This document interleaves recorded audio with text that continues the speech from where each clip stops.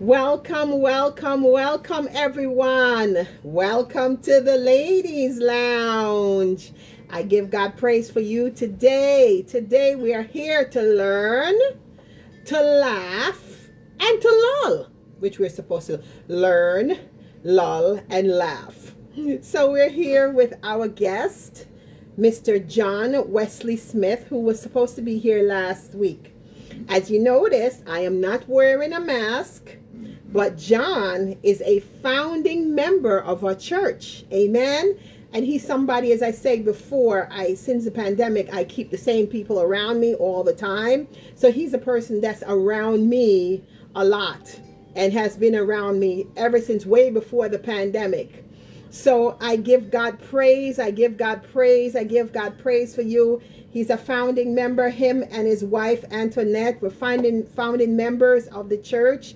And we're just here to learn something today. He is an artist and a graduate of the Pratt Institute.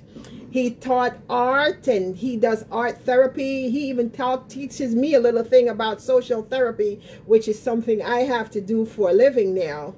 So I give God praise for all of you today. You know, he was in the hospital. He's had several health challenges, but thank God, not COVID. Bless the Lord. No, not COVID. Apart from him being an artist, he is a little bit of a comedian, which we're not going to do the comedian part with John today because he's a little bit of a comedian. And he was trying to get me to laugh just now, okay? And, you know, he does his own little imitations, but we're not going to do that. This is not the John we're talking about today. So invite your friends, invite your sisters, invite your brothers, invite someone to come on to the Ladies Lounge today. I just noticed, John, we're matched. Oh, yeah. Hallelujah. We give God praise for all of you today. And you know, here at the Ladies Lounge, we always talk a little bit about the weather. Let me tell you, today is such a lovely day. If you're living in New York, take a walk today. I like to take walks. Take a walk in your community. Go around and look and see what's going on out there. It's a lovely day. It's not too cold. It's not too hot. I always like when it's really cold so I can go for a walk. It's always good for me. It's good for the lungs to breathe in the cool air, as John likes to talk about, going out and getting some fresh air. So we are just here and we're going to just learn something today about art. We're going to lull a little bit, which is a relaxation, and then hopefully he won't be too comical and we'll be able to laugh. So here we are with our guest today, Mr. John W. Smith. Guess what? His name is John Smith. Legal name, okay? The name sounds a little generic, but this is his legal name. So thank God his mama did put the W in there. So it's now John W. or John Wesley Smith. He's going to teach us today a little bit about art. Yes, I'm the man who's got to walk around with ID all over the time, all over the place. Just walk down the block. Nobody don't believe my name. Yes, but I am an artist. Yeah, my name is John Smith. Happened to graduate from Pratt Institute, which is a story in itself. I came off the streets of Brooklyn. I went walking down the street one day, and I ran in front of this store. This college was called Barico College, and they said you could go to college and get your GED. And I said, what? I picked up the paper, my mother was with me. My mother said, but you need to put that thing back down. You ain't going to do nothing. So I said, okay, prove a point. I said, I want to show her. Picked up the paper, enrolled, got $20. This lady, she gave me $20 to see if I would do it. And I went to the school. I ended up getting my GED. And then a friend I knew that I taught art to was right down the street named Edwards. And he came by on his bike. He said, John, come on over here. I got to show you something. He pulled off the daily news. And at the time, you was able to win. If you was the best artist, you was able to win a spread in the daily news. So he ended up winning the spread in the daily news. And then he got on his bike. He's about ready to pedal. He hits the brakes. He said, John, I got to show you something. They said they're giving out scholarships at this special program at Pratt Institute. You need to try it out. I said, are you kidding me? And he pulled out. I said, I mean it. Like that. The last words I ever heard. Never saw the man again in my life. Wow. Never saw the man again. He just drove off on his bike like that. Wow. He just took off, and I ain't never seen him again. Like that. And I went down there like that, took some papers, stuck them in my arms. Some pair of broken down sneakers. They looked at it. They said, hey, Mr. Smith, this is not bad. And I was at the time 31-something years old, looking at the 18-year-olds and stuff like that, which didn't matter because everybody that was hard back then anyway was between that age and going up and going down. So I went and I'll get a 5-year scholarship like that to the program.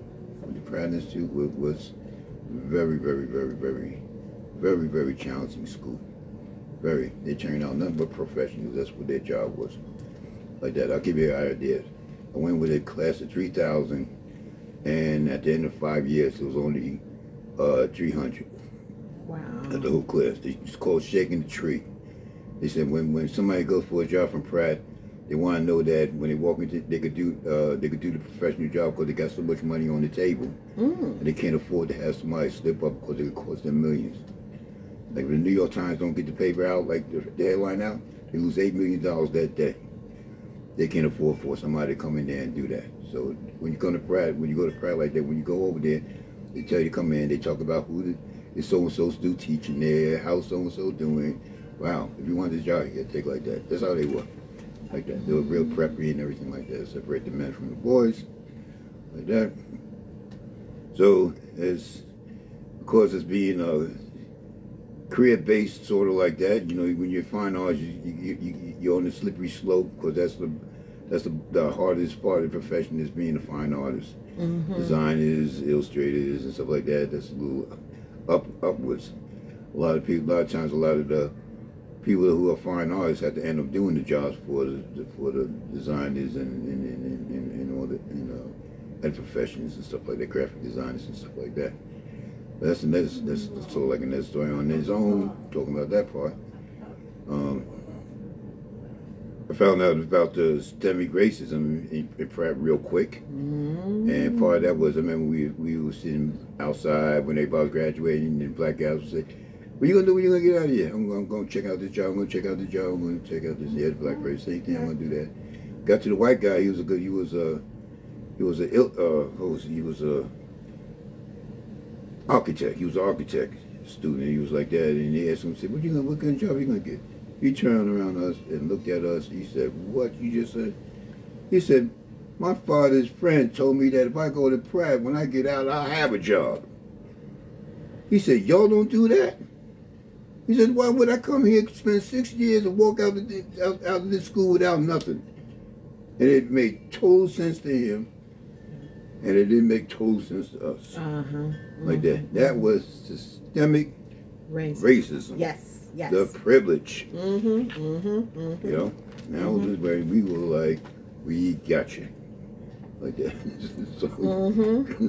So we slip and we slide and stuff like that as we go along in the art world and stuff like that, picking up pieces, doing mural projects. I remember I worked for this school, for this place called Gargoyles Sculpture, like that. I used to do reproductions and stuff like this of famous pictures and paintings, and I used to make them fake like that.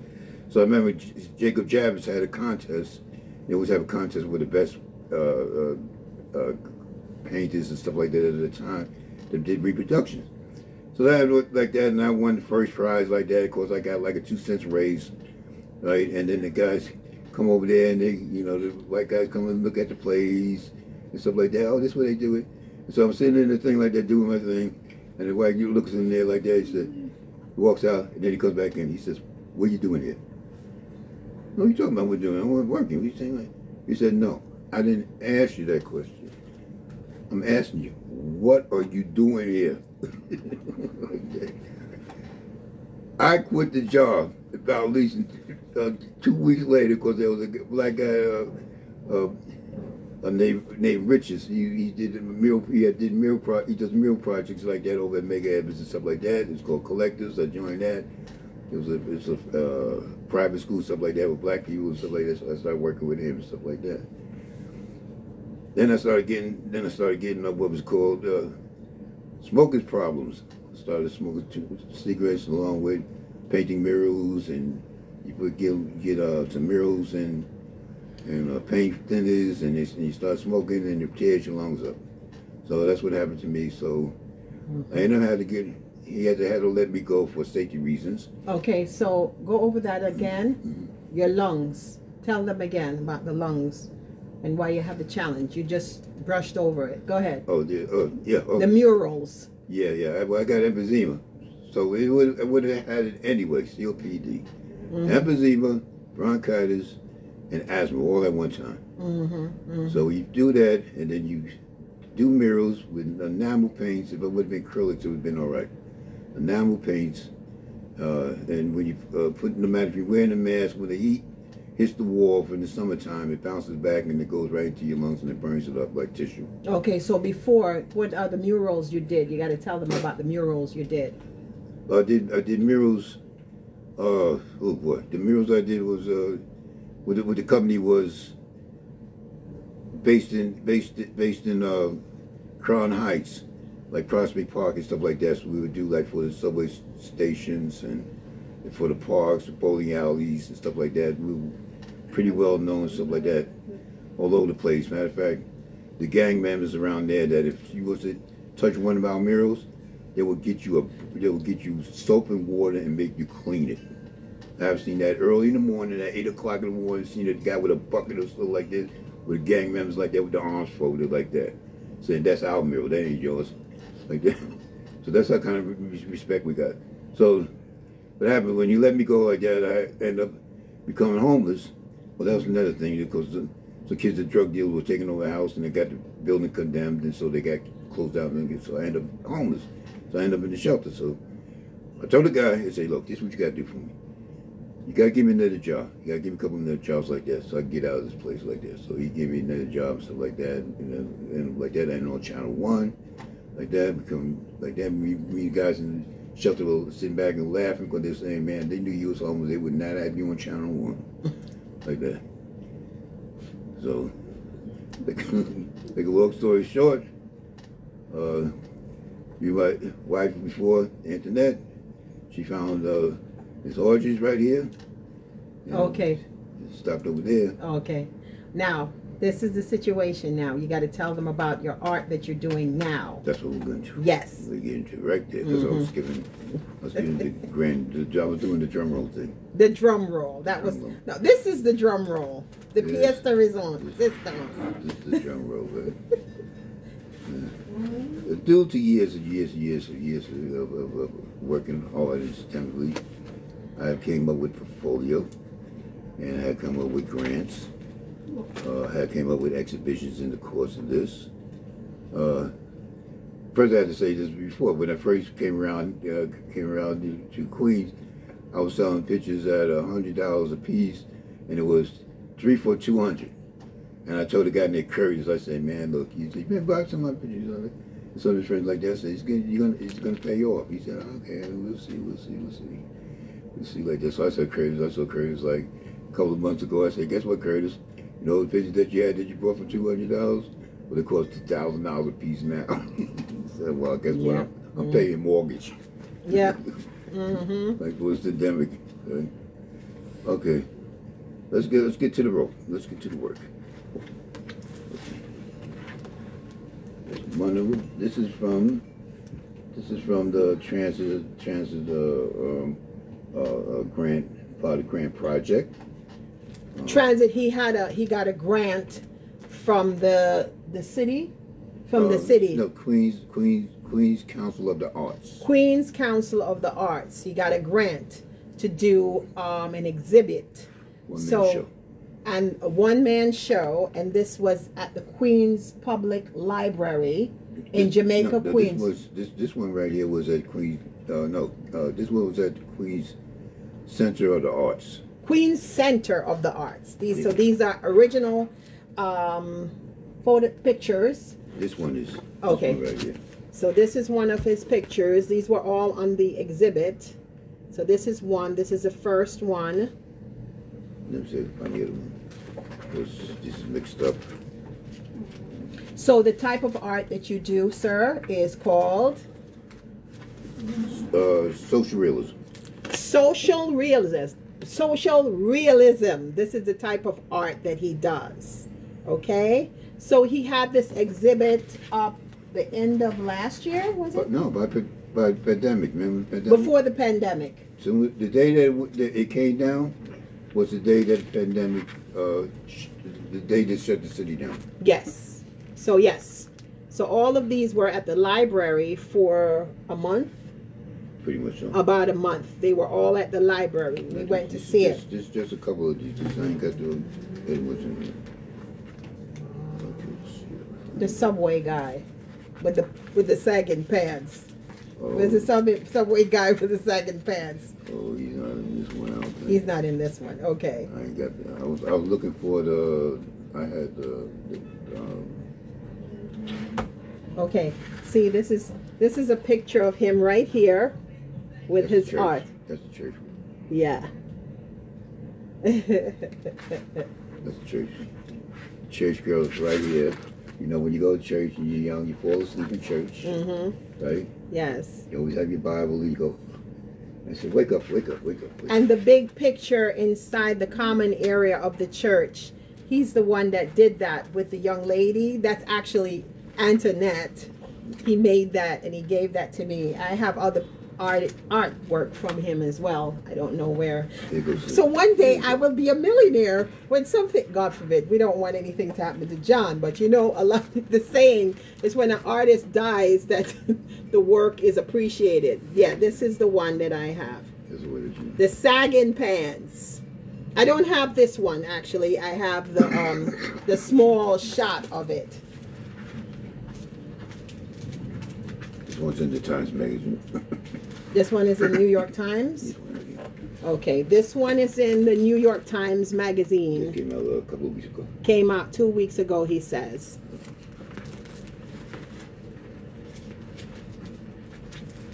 Had numerous interviews with papers. God, I can't even think of it. He had the news, everybody came over, they did an interview with him, and he had the art there. That's libraries and all that. Here's the pictures. So these are others that were at the same exhibit at the Queen's Library. Now, Minister Earl, I don't know if Minister Earl is watching. Minister Earl works at the New York City Public Library. Oh, okay. Yeah. One schedule that was scheduled for, but the pandemic came in. Where were you scheduled for? She's in Brooklyn. Minister Earl is in Brooklyn. No, mine is in Queens. Yours is in Queens. I got 2 shows that were supposed to come up. Pandemic closing down. Yes. He had some more shows scheduled, but they actually got canceled because of the pandemic. So. Oh, Mom's not feeling well. Oh, I'm sorry. Okay, I'll give her a call. I was going to call her before, but my phone was downstairs and I was upstairs. Okay, the pastor always likes me to talk about what's the function of art. The function of art. Function of art. This is interesting because it gets me. A lot of people, it's all in front of them, but they don't see it. People see art, but they don't realize it. Go ahead. They don't realize it. Yes. Like you ask a person that, what do art do? Art don't do nothing. All you do is it's a hobby. That's all you do. You do pictures and you put it on the walls and then you say, oh, that's pretty. The seat that you're probably sitting in was designed by an industrial artist. The laptop that you're looking at like that is industrial artists. They had to make the frame. They have come with the technology, but they got to make the frame work. All the buttons, designs to it. The microphone that you're hearing is packaged. The cell phones that you got is all from the designers, right? The car that you drive is from the industrial designers. Electronics that you see and everything, like your TV and all that stuff, wires and everything like that, all that stuff is packaged by designers. The clothes that you wear, designers. Yes. Right? The medicine, the tools that the doctors use to operate on you are from artists. right? The building that you're living in right now, architects. The interior of it, interior designers. Doors, handles, and bows, and whatever you want to say like that. It's got some kind of influence in designers. The music that you listen to, performing arts, the books that you're reading, writers, right there, and the list goes on and on. And then you say, I wonder what do artists then do besides stay at home and paint pretty pictures, right? Pretty much that's what we do. The glasses that you drink from, the soda bottles that you got, the labels that you read, the traction that you, all the traction that you have, the advertisements and the newspaper, the headlines, and all that stuff is designed by the artists. And you say, what do artists do? I just can't figure it out. They said, when I remember when I was in kindergarten, and they said, okay, it's time to put up the crayons and stuff like that. We're going to learn we're going to learn some math, something important today, like that. So we're supposed to be important. So I said, I thought this was important, like that. I said, I'm taking this pretty serious, like that. And I said, well, you take that serious, I'll take this serious, like that. We'll all be happy together, like that. So that's what I started doing.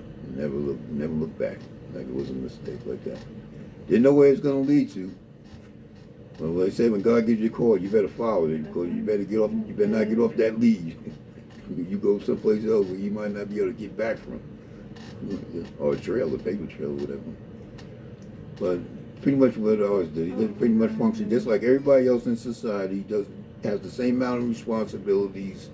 He's accountable for what he does too, like that. He's just not a pretty picture, pretty face like me in the background, like that. Just sit back incognito. It doesn't work that way. I gotta wake up in the morning every day like that and look at those blank canvases, and that's the hardest start of the day. Okay, so I have a question. Since you are, I know you went to Pratt Institute.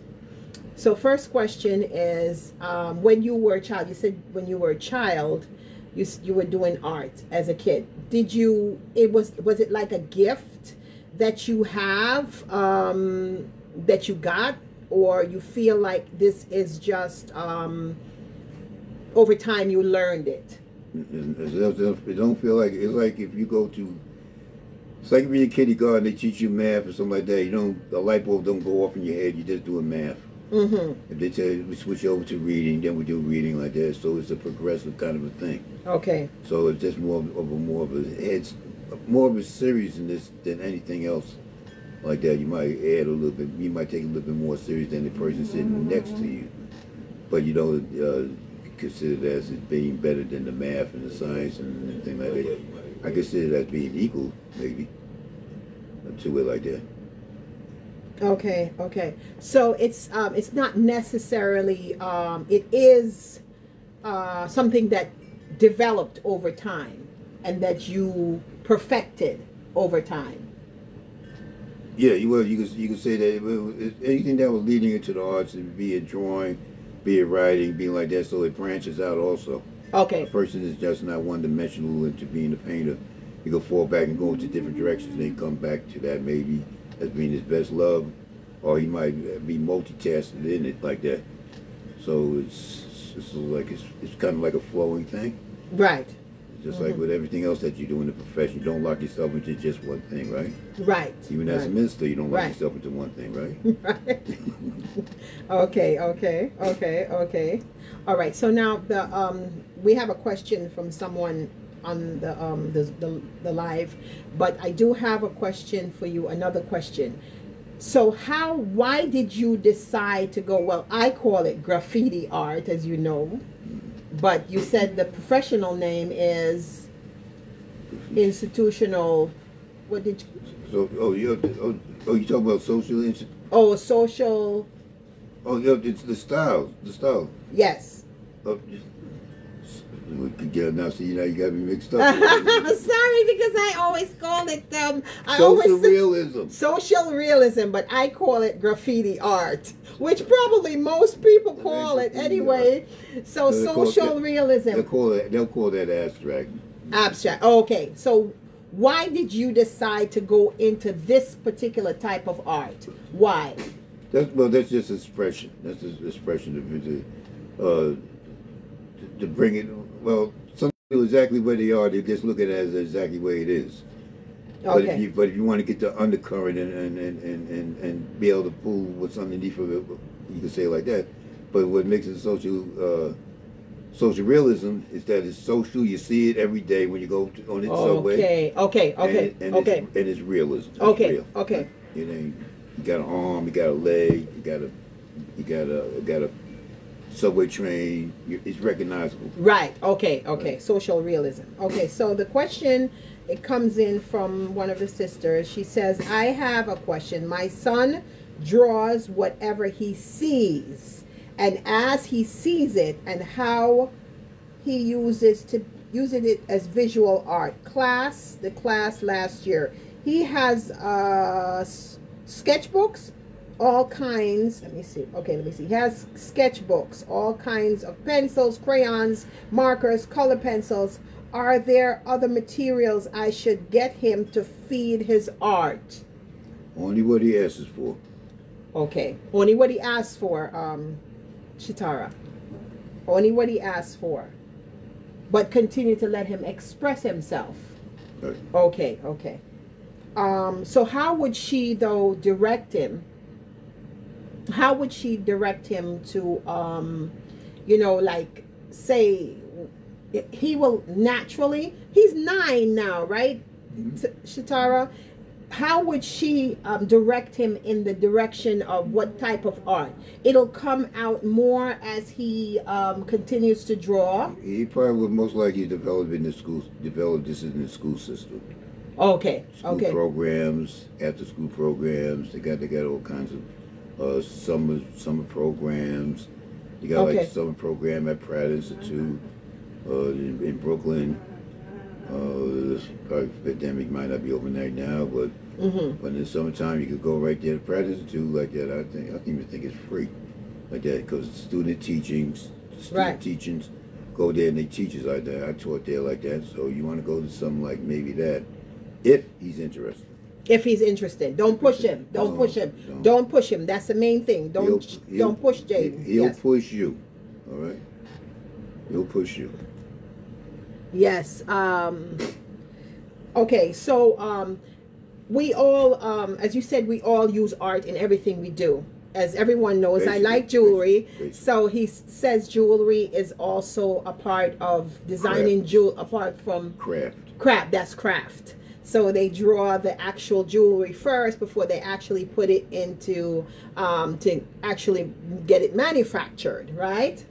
So supposing somebody wanted to do jewelry, just hypothetically, they wanted to design jewelry. Art school. So a person that desires to design jewelry, they should go to art school, a good art school. Right. I mean, they had jewelry. I remember dudes used to go to jewelry classes, right? Yes. Would go and make jewelry. Okay. Like that, melt it down and stuff like that, and design it in the school like that, and have big China shows like that at Tiffany's and stuff like that.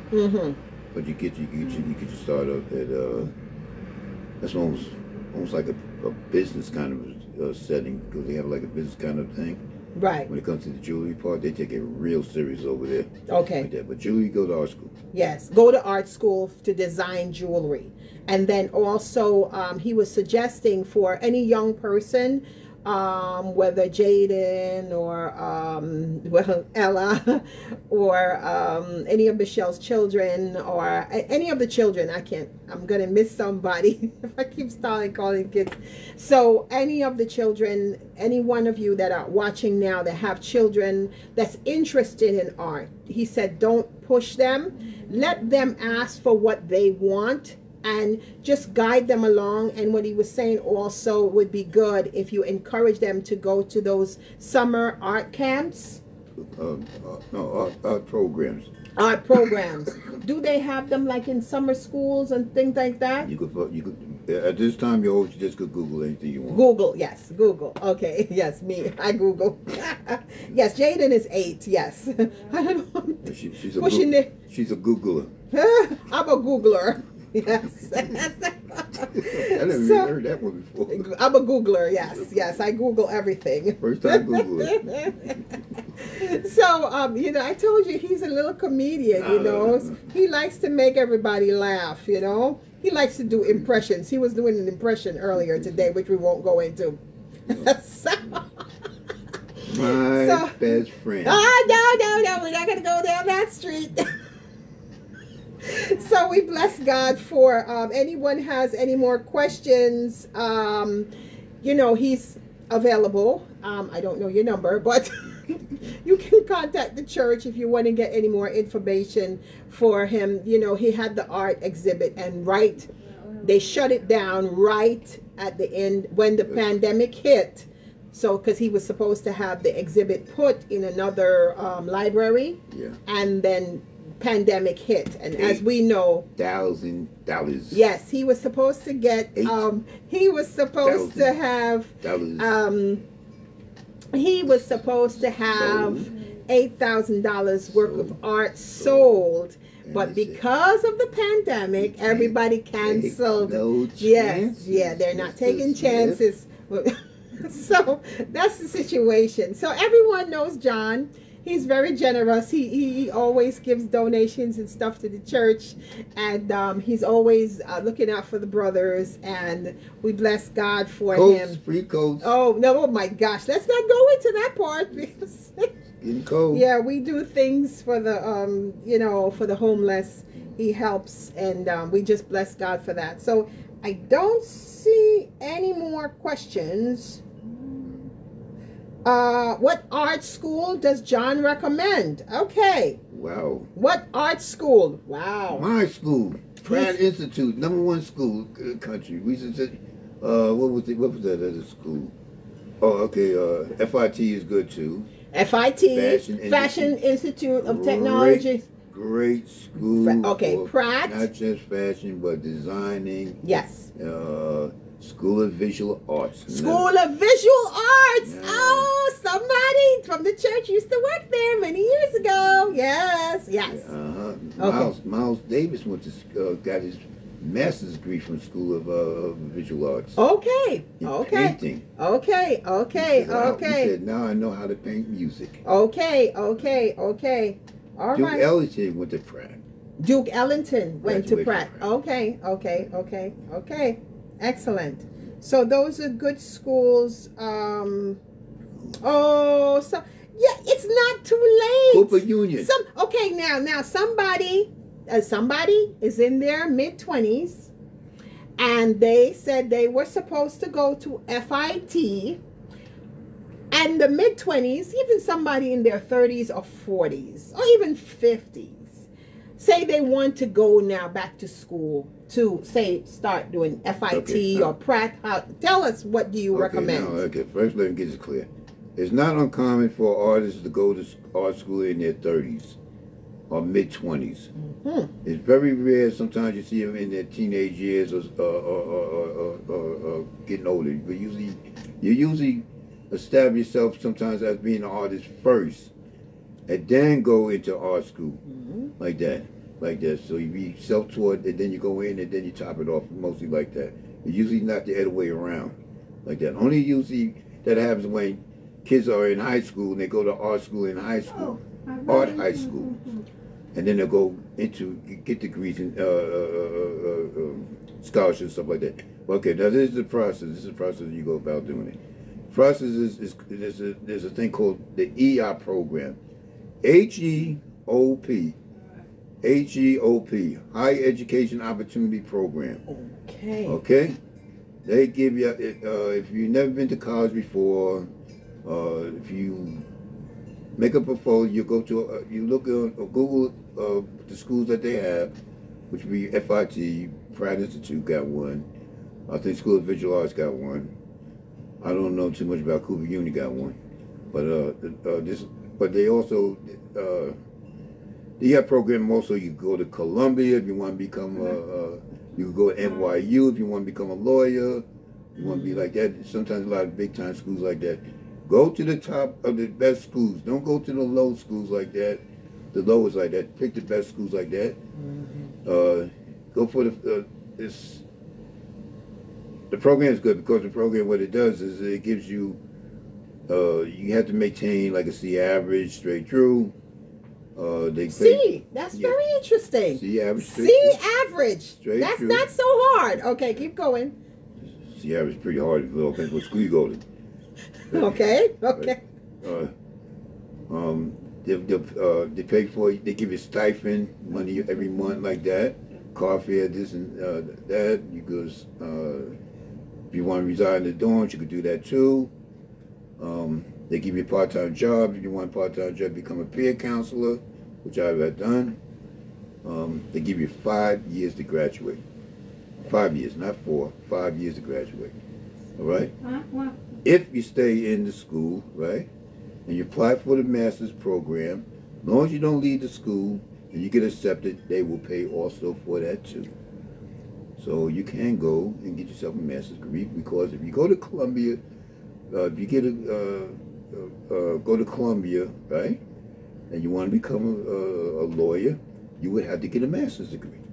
So they know that. So they will pay for that master's degree. So when you walk out of Columbia University with your chest poked out, right, thinking you're somebody else who you're really not, they will pay for that.